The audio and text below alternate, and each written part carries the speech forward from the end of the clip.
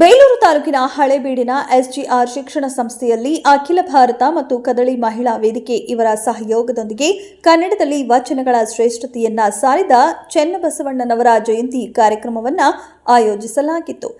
ಕಾರ್ಯಕ್ರಮವನ್ನು ಪುಷ್ಪಗಿರಿ ಮಹಾಸಂಸ್ಥಾನದ ಪರಮ ಪೂಜ್ಯ ಶ್ರೀ ಶ್ರೀ ಸೋಮಶೇಖರ ಶಿವಾಚಾರ್ಯ ಮಹಾಸ್ವಾಮೀಜಿಗಳು ಉದ್ಘಾಟಿಸಿ ಮಾತನಾಡಿದ ಅವರು, ವೇದಿಕೆ ಮೇಲೆ ಒಂದು ಜನರ ಮುಂದೆ ಹೇಳುವುದು ಜನಪ್ರತಿನಿಧಿಗಳ ಇತ್ತೀಚಿನ ಖಾಯಿಲೆಯಾಗಿದೆ.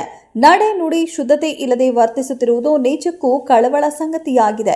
12ನೇ ಶತಮಾನದಲ್ಲಿ ಜನ್ಮ ತಾಳಿದ ಬಸವಾದಿ ಶರಣರು ಸಮಾಜದಲ್ಲಿ ಅಡಗಿದ ಅಸಮಾನತೆ, ಕಂದಾಚಾರ, ಮೌಢ್ಯ, ಜಾತಿಯಷ್ಟೇ ಧರ್ಮಾಂಧತೆಯನ್ನ ಖಂಡಿಸಿ ಸಮ ಸಮಾಜದ ನಿರ್ಮಾಣ ಮಾಡುವುದರ ಜೊತೆಗೆ ಮಹಿಳಾ ಸ್ವಾತಂತ್ರ್ಯವನ್ನ ನೀಡುತ್ತಾರೆ.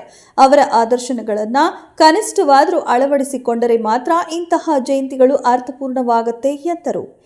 ಇದೇ ಸಂದರ್ಭದಲ್ಲಿ ಹಳೇಬೀಡು ಎಸ್ಜಿಆರ್ ಕಾಲೇಜು ಕಾರ್ಯದರ್ಶಿ ಸುರೇಶ್ ಅವರು ಮಾತನಾಡಿ, ಶಿಕ್ಷಣದಲ್ಲಿ ನಾವುಗಳು ಮಕ್ಕಳಿಗೆ ಸಂಸ್ಕಾರವನ್ನ ಬಿತ್ತಬೇಕೆಂಬ ಹಂಬಲದಿಂದ ಕಳೆದ ವರ್ಷ ವಾರ್ಷಿಕೋತ್ಸವದಲ್ಲಿ ಜಾನಪದ ವೈಭವ ಎಂಬ ಕಾರ್ಯಕ್ರಮವನ್ನ ಮಾಡಿದ್ದು, ಈ ಬಾರಿ ವಚನ ವೈಭವದ ಮೂಲಕವಾಗಿ ಮಕ್ಕಳಿಗೆ ತಿಳುವಳಿಕೆ ಮೂಡಿಸಲಾಗುತ್ತೆ. ವಿಶೇಷವಾಗಿ ಬೇಲೂರು ತಾಲೂಕು ಶರಣ ಸಾಹಿತ್ಯ ಪರಿಷತ್ ಅಧ್ಯಕ್ಷರಾದ ಹೆಬ್ಬಾಳು ಹಾಲಪ್ಪ ನಮ್ಮ ಶಾಲೆಯಲ್ಲಿ ಇಂತಹ ಕಾರ್ಯಕ್ರಮ ನಡೆಸಿಕೊಟ್ಟಿದ್ದು ಅಪರೂಪವಾಗಿದೆ ಎಂದು ಮೆಚ್ಚುಗೆ ವ್ಯಕ್ತಪಡಿಸಿದರು.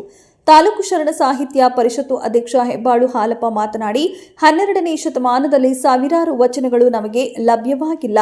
ಇರುವಂತಹ ವಚನಗಳನ್ನು ಸಂರಕ್ಷಣೆ ಮಾಡುವಲ್ಲಿ ಚನ್ನಬಸವಣ್ಣನವರ ಪಾತ್ರದಲ್ಲಿ ಕಾರಣದಿಂದಲೇ ಅವರ ವಿಚಾರವನ್ನ ಈಗ ಜನಾಂಗಕ್ಕೆ ತಿಳಿಸಬೇಕೆಂಬ ಹಿನ್ನೆಲೆಯಲ್ಲಿ ತನ್ನ ಬಸವಣ್ಣನವರ ಜಯಂತಿ ಮತ್ತು ಕನ್ನಡ ರಾಜ್ಯೋತ್ಸವದ ಅಂಗವಾಗಿ ಕನ್ನಡದಲ್ಲಿ ವಚನಗಳ ಪ್ರಾಮುಖ್ಯತೆಯ ಬಗ್ಗೆ ಇಂದು ಸುದೀರ್ಘವಾದಂತಹ ಚರ್ಚೆ ನಡೆಸಲಾಗಿದೆ.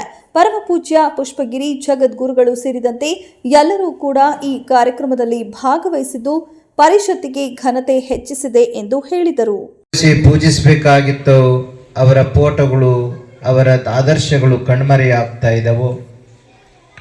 ಅಂತಹ ಸಂದರ್ಭದಲ್ಲಿ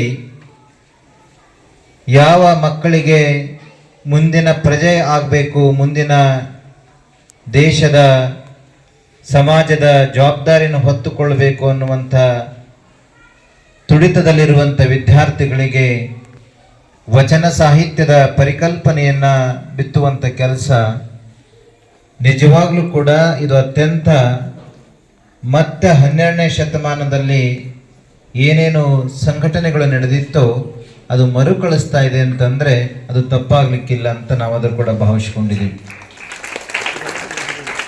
ವಿದ್ಯಾರ್ಥಿಗಳೇ, ವೃಕ್ಷ ಮೊದಲು ಬೀಜ ಮೊದಲು? ವೃಕ್ಷ ಇಲ್ದಿದ್ರೆ ಬೀಜ ಎಲ್ಲಿ ಬರುತ್ತೆ? ಬೀಜ ಹಾಕಿದ್ಮೇಲೆ ವೃಕ್ಷ ಸಹಜ. ಅದು ವೃಕ್ಷದಿಂದನೇ ಅಲ್ವ ಬೀಜ ಬರಬೇಕಾಗಿದ್ದು, ಹೌದಲ್ವ? ಈ ತರದ ಜಿಜ್ಞಾಸೆ ಶತಮಾನಗಳ ಹಿಂದೆ ಧರ್ಮದ ವಿಷಯದಲ್ಲಿ ನಡೆದಿತ್ತು. ಯಾವುದು ಮೂಲ ಧರ್ಮ, ಮೂಲದ ಧರ್ಮದ ಆಚರಣೆಗಳು ಯಾವುವು, ಅದನ್ನು ಯಾರು ಪಾಲಿಸಬೇಕು? ಕೆಲವರು ಹೇಳಿದರು ಉಪನಿಷತ್ತು ಮೂಲ, ಅದಾದ ನಂತರ ವೇದಗಳ ಮೂಲ ಬಂತು, ಅದಾದ ನಂತರ ಸಾಹಿತ್ಯಗಳು ಬಂದವು, ಅದಾದ ನಂತರ ಆಚರಣೆಗಳು ಬಂದವು. ಇವೆಲ್ಲವನ್ನು ಹುಡುಕುವಂತ ಹೊರಟಂತ ಸಂದರ್ಭದಲ್ಲಿ ಬಸವಣ್ಣನವರು ಯಾವುದನ್ನು ಅಲ್ಲಗಳೆದೆ ಹಾಗೆ ಒಂದು ಸಿದ್ಧಾಂತವನ್ನು ಜಾರಿಗೆ ತಂದರು. ಅದುವೇ ದೈವೇ ಧರ್ಮದ ಮೂಲ ಅಂತೀವಿ. ಯಾವುದು ಮೂಲ ಅಂತಂದ್ರೆ ಉಪನಿಷತ್ತಲ್ಲ, ವೇದಗಳಲ್ಲ, ಇನ್ಯಾವುದು ಆಚರಣೆಗಳಲ್ಲ.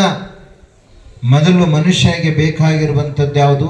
ದಯೆ, ಅದೇ ಮೂಲ ಅನ್ನುವಂಥದ್ದನ್ನು ಹೇಳಿದರು. ಆ ದೈವೇ ಧರ್ಮದ ಮೂಲದ ಸಿದ್ಧಾಂತ ಬಹುಶಃ ಹಿಂದಿರಲಿಲ್ಲ ಅಂತಲ್ಲ, ಇತ್ತು. ವೇದಗಳ ಕಾಲದಲ್ಲೂ ಇತ್ತು, ಉಪನಿಷತ್ತು ಕಾಲದಲ್ಲೂ ಇತ್ತು.